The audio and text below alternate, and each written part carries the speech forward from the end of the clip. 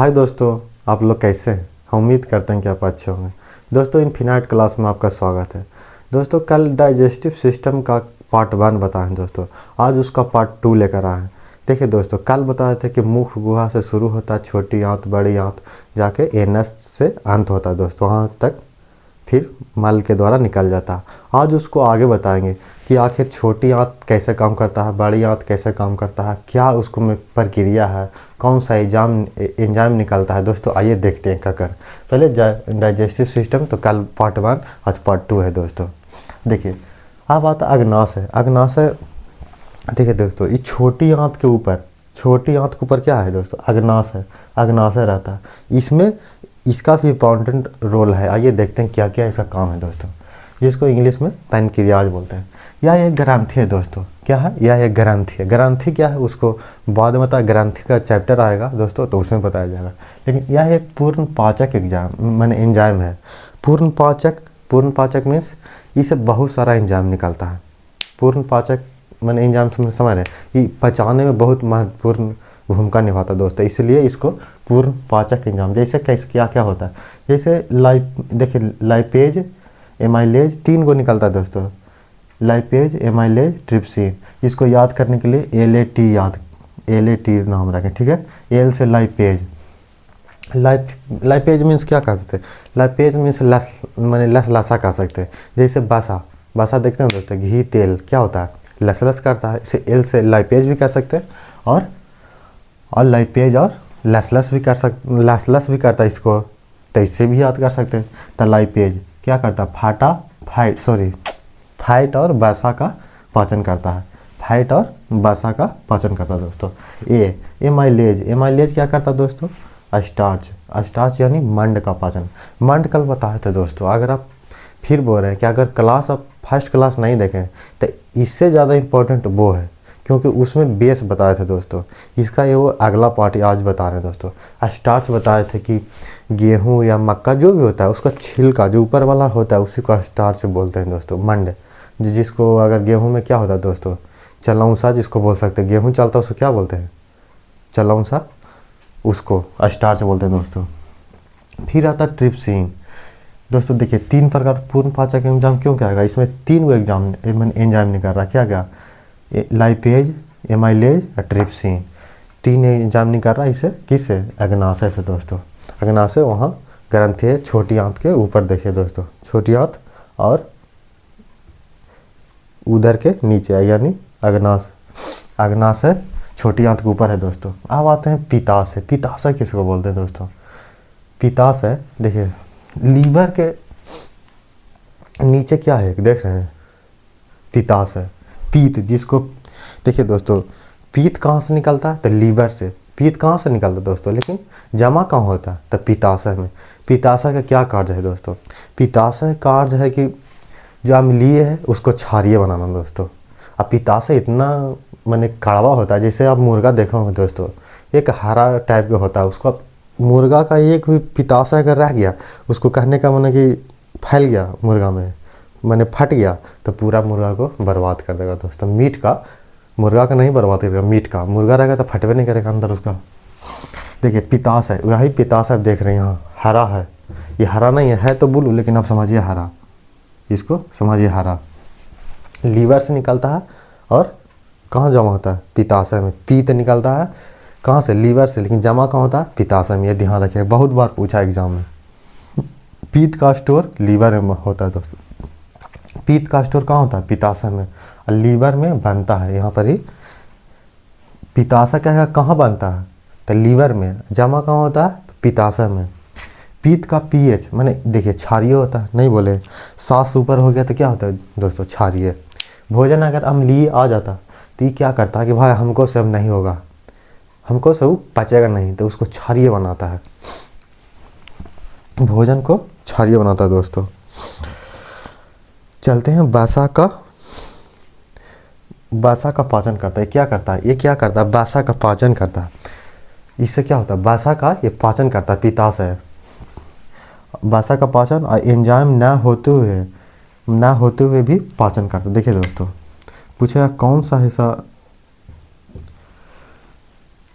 Enzyme नहीं है, enzyme ना होते हुए भी एंजाइम नहीं है पित्ताशय, लेकिन ये पाचन में सहायता करता है दोस्तों। आप ध्यान रखिए, ये पूछा हुआ सवाल है, आप ध्यान रखिएगा इसको। कहेगा कि एंजाइम नहीं है लेकिन पाचन में सहायता करता है, तो कौन है दोस्तों? पित्ताशय। एंजाइम नहीं है लेकिन पित्ताशय में सहायता करता है, किसमें? पाचन में। और क्या कहते हैं इसको? कोलेसिस्टोकाइनिन, कोलेसिस्टोकाइनिन इसे उत्तेजित करता है। क्या? ये जब पित्त बनता है, पित्त बनने के लिए कौन उत्तेजित कौन करता है? कोलेसिस्टोकाइनिन इसे उत्तेजित करता है पित्ताशय को। पित्ताशय क्या करता है? स्टोर तो होता है पित्ताशय में, पित्त को बनने के लिए कौन करता है? उत्तेजित कौन करता है? तो कोलेसिस्टोकाइनिन से उत्तेजित। अब आते हैं, देखिए दोस्तों, मेन पार्ट जो हमारे शरीर को पाचन करता है, भोजन को, शरीर को नहीं। शरीर में पाचन होता है, भोजन को पाचन करता है दोस्तों। आइए, भोजन को मेन रूप से कौन पाचन करता है? हम लोग जानते हैं कि मुख गुहा में पाचन का प्रक्रिया आरंभ होता है, लेकिन पाचन नहीं होता, शुरू होता है वहाँ से। लेकिन आहार नाल में देखें दोस्तों, फूड पाइप जिसको कहते हैं, उसमें भी पाचन नहीं होता दोस्तों। अब इसमें छोटी आंत, ये महत्वपूर्ण टॉपिक है, यही सबसे ज़्यादा छोटी आंत। सबसे ज़्यादा अगर कहेगा पाचन कहाँ होता है, तो छोटी आंत में। हम लोग बताए थे कि सबसे ज़्यादा भोजन कहाँ रहता है दोस्तों? अब बताइए, 4 घंटा तक रहता है। बताइए, कमेंट में ज़रूर कीजिए, कहाँ रहता है 4 घंटा तक भोजन? कहाँ पर रहता है सबसे ज़्यादा शरीर में भोजन? 4 घंटा तक रहता है, कहाँ रहता है? आप कमेंट में करिएगा। ये क्या करता है? पाचन पूर्ण होता है, यहीं पर पाचन पूर्ण होता है दोस्तों। यहाँ पर पूर्ण पाचन होता है, पाचन प्लस अवशोषण दोनों होता है यहाँ पर। लेकिन पानी का अवशोषण नहीं होता, ये आप ध्यान रखिएगा। पानी का अवशोषण बड़ी आंत में होगा, बड़ी आंत में पानी का अवशोषण होता है। ऐसे लगभग और सभी चीज़ का अवशोषण, पाचन प्लस अवशोषण छोटी आंत का 3 भाग है दोस्तों। छोटी आंत का 3 भाग। देखिए यहाँ पर आंत बना हुआ, थोड़ा ऊपर देखिएगा डिजिटल, यहाँ पर मेरा बनाया हुआ है। थोड़ा समझने का यहाँ कोशिश कीजिएगा, वहाँ देखिएगा, ज़्यादा समझ में आएगा। पहला होता है डेडुनम। देखो दोस्तों, ये यहाँ अग्नाशय के नीचे क्या हुआ? डेडुनम। डेडुनम क्या करता है? इससे एंजाइम नहीं निकलता, इसमें पाचन नहीं होता। इसमें क्या होता है? सिर्फ आवेगा भोजन, बस। इसमें पाचन नहीं होगा, इसमें भी पाचन नहीं होगा। देखिए कहाँ से कहाँ आ गया, अभी तक पाचन नहीं हुआ, कहाँ पाचन होता है आगे देखते रहिए। फिर आता है जेजुनम, थोड़ा सा मिटर गया,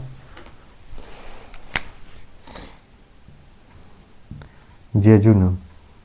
दूसरा पार्ट है देखो जेजुनम, ये थोड़ा सा है पतला, लेकिन है इसमें ये नहीं कि पतला पाइप दिया हुआ, इतना पतला है नहीं जितना आप देख रहे हैं, ठीक है। इतना बड़ा बनावेंगे तो पूरा बोर्ड भर जाएगा इससे, डेडुनम, जेजुनम, इलियम से, ठीक है दोस्तों। अब समझिएगा ये क्या करता है? भोजन को फैलाता है। देखिए कभी घर में चावल चुनते हैं दोस्तों, तो क्या करता है? पूरा का फैला देता है। इससे क्या होता है कि कुछ काला है या कंकड़ है, पत्थर है, पूरा निकालने में आसान होता है। ये क्या करता है कि भोजन को फैलाता है।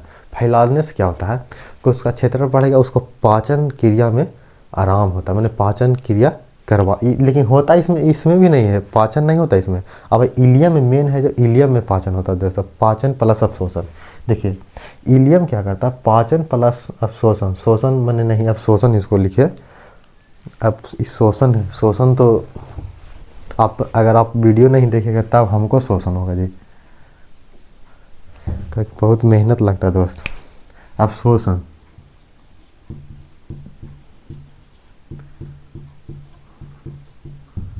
अब शोषण थोड़ा बढ़िया से नहीं लिखा है, समझने की कोशिश किया, मुंह से बोल रहे हैं।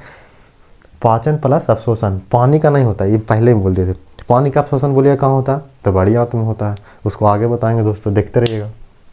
इलियम क्या करता है? पाचन प्लस अवशोषण।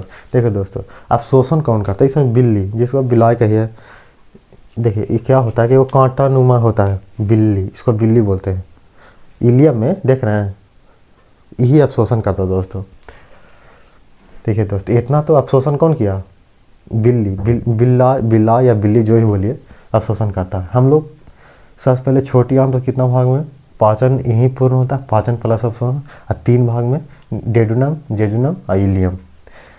न डेडुनम में होता है पाचन, नहीं जेजुनम में, मेन होता है इलियम में। इलियम क्या करता है? फिर बड़ी आंत में जाकर पानी का अवशोषण करता है, फिर एनएस के द्वारा बाहर निकलता है। चलिए बड़ी आंत के बारे में।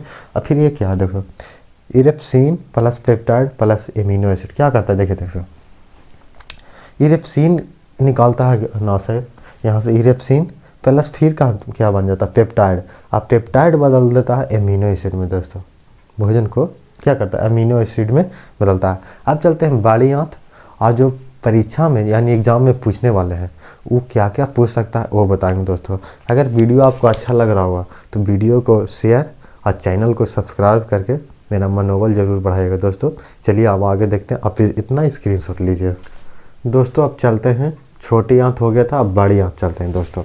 बड़ी आंत में क्या होता है, अभी पहले बताया था कि बड़ी आंत में क्या होता है पानी का अवशोषण। देखिए दोस्तों, पूर्ण पाचन पूर्ण कहाँ हो जाता है, पाचन पूर्ण जो हो जाता है कहाँ, छोटी आंत में ही। लेकिन बड़ी आंत क्या करता है, पानी का अवशोषण करता है दोस्तों। चलिए आप देखते हैं बड़ी आंत क्या होता है। देखिए जल का अवशोषण यानी पानी का अवशोषण। देखिए बड़ी आंत होता है, जैसे देख रहे हैं वहाँ पर चित्र में, बड़ी आंत में क्या होता है पानी का अवशोषण यानी जल का अवशोषण। निचला भाग क्या कहलाता है, देखिए निचला भाग जैसे एक गोल सा होता है भाग, देखिए दोस्तों इसको सीकम बोलते हैं। जो गोल होता है छोटा सा भाग उसको सीकम बोलता है। इधर डिजिटल में आप ऊपर देखिए मेरा बना हुआ सीकम बोलता है, गोल सा भाग है उसको सीकम। अब देखिए दोस्तों, आप अपेंडिक्स है जो आप शेषी भाग, देखिए दोस्तों अपेंडिक्स है। ये पहले देखिए अपेंडिक्स क्यों होता है दोस्तों, पहले हम लोग भी हैं जो क्या थे, ये जानवर में होता है, लेकिन हम लोग भी तो पहले जानवर थे, हम लोग भी तो खाते थे क्या, घास भी खाते थे। साग क्या है, घास है, फल फूल जिसमें ज़्यादा होता है अपसेशियंग जिसको बोलते हैं अभी, अपेंडिक्स अपसेशियंग हम लोग में पहले होता था। लेकिन अब ये नहीं भी रहेगा तो कम चलेगा। ऐसा कोई इसको अगर काट के हटा भी दिया जाए तो कोई प्रॉब्लम नहीं है, हम लोग इससे कोई प्रॉब्लम नहीं होगा। ये अपसेशियंग है, ये जानवर में पाया जाता है, हम लोग में अब नहीं पाया जाता, बहुत छोटा है। पहले बड़ा पाया जाता, धीरे धीरे छोटा, वो भी धीरे धीरे ख़त्म हो जाएगा। देखिए दोस्तों, अब समझिए बात के कि भोजन क्या से क्या हुआ। देखिए भोजन फिर बलगम, मुंह में गया तो बलगम हो गया दोस्तों। मुंह में चबा चबा के, मान लेते हैं कल बताए थे मुंह में बलगम किसको बोलता है, मान लेते हैं चबा लिए, पूरा चबा चबा के कंकड़ मिल गया तो उगल देते हैं। देखते हैं थोड़ा कहाँ कुछ कंकड़ है, अगर रसगुल्ला तो खा लिए दोबारा, अगर कुछ और रहा तो उसको बिक दिए। जो सहता है उसको बिक देंगे, महंगा चीज़ को खा लेते हो तो नियम है। क्या करते इसको, जब मुंह में गया तो बलगम, मुंह में बलगम, फिर कायम इसको बोलता है दोस्तों कायम, और फिर एनस के द्वारा काइल, जो मल के रूप ले लिया दोस्तों। मल कहाँ होता है, अफसोस मल जाके कहाँ तैयार, यहाँ होता है मल, काइल में जाके जमा हो जाता, और फिर एनस के द्वारा है जो बाहर निकलता है दोस्तों काइल। आप बताइए दोस्तों, कमेंट में बताइएगा कि मल का रंग पीला क्यों होता है दोस्तों। आप बताइए कमेंट में करके कि मल का रंग पीला क्यों होता है। तब बता दें भोजन से बना बलगम, और कायम कहाँ बनेगा दोस्तों, उधर में जिसको पेट है, अमाशय बोलते हैं दोस्तों। अमाशय में क्या बोला दोस्तों, अमाशय में क्या बना, कायम। और काइल कहाँ बना, एनस के ऊपर वाला भाग यहाँ पर जमा होता दोस्तों। एनस के ऊपर वाला भाग में काइल जमा होता है, यहीं पर पीला भी होने के कारण यहीं पर कुछ पाया जाता है, जो आप कमेंट में बताइएगा। और फिर एनस के द्वारा बाहर निकलता दोस्तों काइल, और फिर एनस के द्वारा ही बाहर निकलता है। देखो दोस्तों, ये पूरा पाचन का प्रक्रिया पूरा खत्म हो गया, यहीं तक बड़ी आंत से बड़ी आंत तक और एनस के द्वारा बाहर निकल गया दोस्तों। देखिए दोस्तों, ये क्वेश्चन एगो पूछता है, इसको सजाने के लिए बोलता है कि पहले अंतःकरण होता है कि पहले पाचन होता है कि पहले अवशोषण होता है कि पहले स्वांगीकरण होता है कि पहले डिफेक्शन होता है। इसको हिंदी इंग्लिश दोनों में समझ लीजिए। हम लोग भी कितना बार कम से कम गलत किए होंगे, तो इसके लिए आप ऐसा गलती नहीं करें, इसके लिए आपको दिया गया है दोस्तों। आप इसको वेरी इंपॉर्टेंट है दोस्तों, ये बहुत बार पूछा है। पहले क्या होता दोस्तों, इंजेशन पहले होता है। इंजेशन मीन्स अंतःकरण पहले हम भोजन को लेंगे, फिर क्या होता है पाचन, डाइजेशन जिसको बोलता है इंग्लिश में डाइजेशन, फिर होता है अवशोषण, पूरा अवशोषण हो गया, फिर क्या होता है स्वांगीकरण जिसको बोलता है एसिमिलेशन मीन्स क्या होता है दोस्तों, पहले तो खाना खाएं फिर पाचन हो गया, फिर पाचन से हम बताए थे दोस्तों पाचन क्यों जरूरी है, हमको ऊर्जा देता है। पाचन क्यों जरूरी दोस्तों, हमारे ऊर्जा देता है। अभी बोल रहे हैं अगर ऊर्जा नहीं रहा तो हम बोल ही नहीं पाते, आपको सामने धीरे धीरे बोलते, अभी देखिए एनर्जी है मेरे पास, आपको सुन रहे हैं तो आपको एनर्जी है, नहीं तो तुरंत नींद आने लगता, भोजन नहीं आवे। अगर भोजन नहीं करे 2 दिन पूरा बेहोश हो जाएगा जी, चल नहीं पाइएगा, कमजोरी हो जाएगा। तो ये क्या करता है, स्वांगीकरण मीन्स एनर्जी देता है, ऊर्जा देता है दोस्तों। फिर आता है डिफेक्शन, ये तो हो गया एसिमिलेशन के बाद माल मूत्र का त्याग कर देते हैं, डिफेक्शन हो जाता है एएनएस के द्वारा बाहर दोस्त। ये बहुत इंपॉर्टेंट है दोस्तों, इसको याद कर लीजिएगा तो कभी गलती नहीं होगा आपसे एग्जाम में। पहले अंतःकरण, फिर पाचन, फिर अवशोषण, फिर स्वांगीकरण, फिर मालमूत्र त्याग। इंग्लिश में कहेगा तो इंजेशन, डाइजेशन, ऑब्जर्प्शन, एसिमिलेशन और डिफेक्शन, याद रखिएगा इतना दोस्तों। और तो ज़्यादा नहीं है, हमको लगता है जहाँ तक इतना समझाने की कोशिश किए दोस्तों आप समझ गए होंगे। और अगला कौन सा टॉपिक लें आप कमेंट में बताइएगा, आपका जो भी कमेंट आएगा कि हाँ ऐसा टॉपिक चाहिए तो ज़रूर मिलेगा दोस्तों। इतना के लिए थैंक यू देखने के लिए।